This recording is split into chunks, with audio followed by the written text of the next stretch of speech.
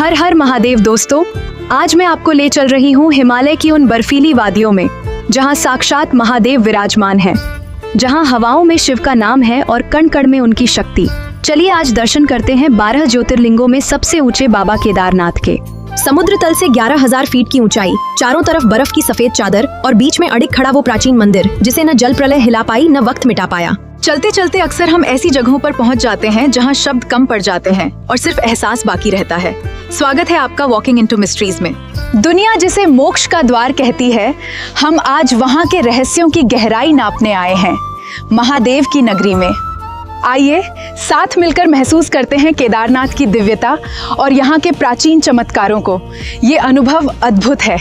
केदारनाथ मंदिर उत्तराखंड के रुद्रप्रयाग जिले में हिमालय की गोद में 3,584 मीटर की ऊंचाई पर मंदाकिनी नदी के तट पर स्थित है। केदारनाथ मंदिर का स्थान कोई साधारण चुनाव नहीं था।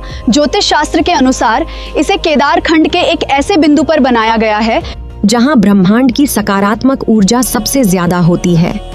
यह मंदिर वृषभ राशि के प्रभाव में आता है और इसकी बनावट ऐसी है कि यह आकाशीय पिंडों और ग्रहों की चाल के साथ पूरी तरह तालमेल बिठाता है।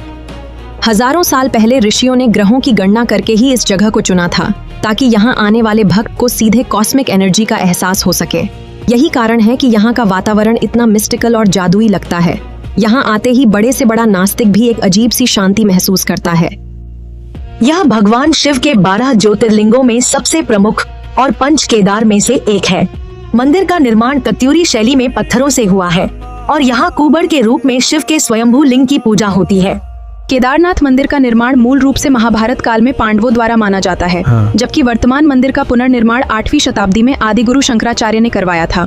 पौराणिक कथा के अनुसार महाभारत युद्ध जीतने के बाद पांडव अपने भाइयों और गुरुओं की हत्या के पाप से मुक्त होना चाहते थे। भगवान शिव पांडवों से नाराज थे, इसलिए उन्होंने दर्शन देने से मना कर दिया और काशी से हिमालय आ गए। पांडव भी उनके पीछे हिमालय पहुँचे। जब पांडव उन्हें ढूंढ रहे थे तो शिव ने बैल का रूप धारण कर लिया और गुप्त काशी में अन्य पशुओं के बीच छिप गए।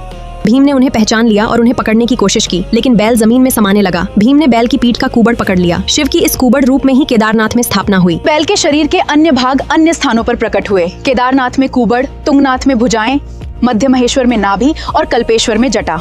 दोस्तों, विज्ञान कहता है कि 13वीं से 17वीं शताब्दी के बीच धरती पर एक छोटा हिमयुग आया था। केदारनाथ मंदिर पूरे 400 सालों तक एक विशाल ग्लेशियर के नीचे दबा रहा। बिना धूप, बिना हवा और करोड़ों टन बर्फ के नीचे रहने के बावजूद जब बर्फ पिघली तो मंदिर वैसा ही खड़ा था। सोचिए, आधुनिक कंक्रीट की इमारतें तो 50 साल में दम तोड़ देती हैं। फिर वो कौन सी शक्ति थी जिसने इस मंदिर को 400 साल तक बर्फ के सीने में सुरक्षित रखा? क्या ये सिर्फ पत्थरों की मजबूती थी या महादेव की अदृश्य सुरक्षा? इस मंदिर ने फिर से अपनी दिव्य उपस्थिति का प्रमाण दिया, जिससे यह महातीर्थ स्थान बना रहा।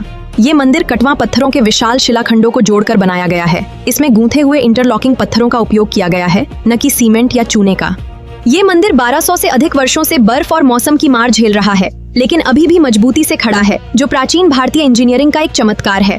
केदारनाथ धाम के कपाट हर साल दीपावली के 2 दिन बाद यानी भाई दूज के शुभ अवसर पर शीतकाल के लिए बंद कर दिए जाते हैं।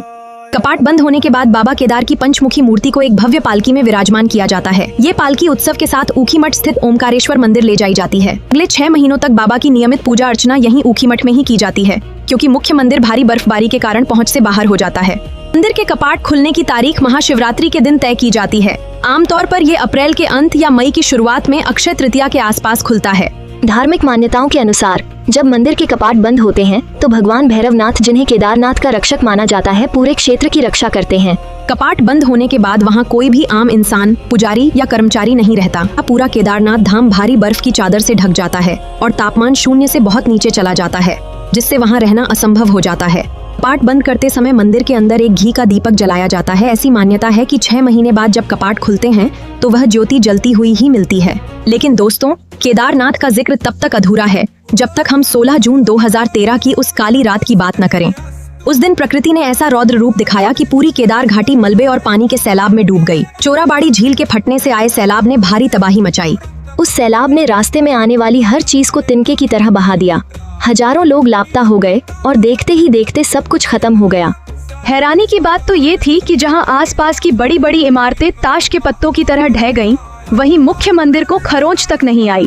जब सैलाब मंदिर की ओर बढ़ रहा था तब अचानक पीछे से एक विशाल पत्थर बहकर आया और मंदिर के ठीक पीछे रुक गया। इस चट्टान ने पानी की प्रचंड लहरों को 2 हिस्सों में बांट दिया, जिससे मंदिर सुरक्षित रहा। भक्त आज इस पत्थर को भीमशिला के नाम से पूजते हैं। अक्सर लोग पूछते हैं कि बाबा के द्वार जाने का सबसे सुकून भरा समय कौन सा है। अगर आप शांति से दर्शन करना चाहते हैं, अगर आप भारी भीड़ और भगदड़ से बचकर शांत मन से दर्शन करना चाहते हैं, तो सितंबर के आखिर या अक्टूबर का महीना चुनिए। इस वक्त पहाड़ों की हरियाली और साफ आसमान आपकी यात्रा को यादगार बना देगा। आप शांति से बाबा के दर्शन कर सकते हैं। एक और सबसे जरूरी बात, कोशिश करें कि आप अपनी ये यात्रा अपने पैरों पर चलकर पूरी करें। पहाड़ों की चढ़ाई कठिन जरूर है, लेकिन खुद चलकर बाबा के द्वार तक पहुंचने का आनंद ही कुछ और है। अक्सर हम देखते हैं कि लोग जानवरों का सहारा लेते हैं। जो लोग स्वस्थ हैं वे खच्चरों का इस्तेमाल न करें। बेजुबान जानवरों को कष्ट देकर बाबा के पास जाना सही नहीं है। बुजुर्गों के लिए पालकी का सहारा लें और प्रकृति का सम्मान करते हुए यात्रा पूरी करें। केदारनाथ एक सिद्ध पीठ है। ज्योतिष और तंत्र शास्त्र के अनुसार यहाँ की भूमि इतनी एनर्जेटिक है, वहाँ बैठकर किया गया कोई भी पाठ या मंत्र जाप सामान्य से कई गुना अधिक फल देता है। यहाँ आने मात्र से ग्रहों की चाल भी आपके पक्ष में मुड़ जाती है और अशांत मन को परम शांति मिलती है। तो दोस्तों, केदारनाथ की ये चढ़ाई सिर्फ पत्थरों का रास्ता नहीं बल्कि अपने आप से मिलने का एक जरिया है। यहाँ हवाओं में आज भी वही रहस्य है और पत्थरों में वही पुरानी कहानियाँ। बाबा के द्वार तक का ये सफर आज यहीं खत्म होता है, लेकिन खुद की तलाश का सफर तो बस शुरू हुआ है। अगर आपको इन रहस्यों ने छुआ है तो इस सफर में मेरे सहयात्री बनिए। सफर अभी खत्म नहीं हुआ, क्योंकि असली खोज तो अपने भीतर की है। अगर आप भी इन रहस्यों को जीने की प्यास रखते हैं तो एक जिज्ञासु की तरह इस यात्रा से जुड़िए। अगली बार फिर मिलेंगे किसी अनकहे सत्य के साथ। जय बाबा केदार, जय ललिता त्रिपुर सुंदरी।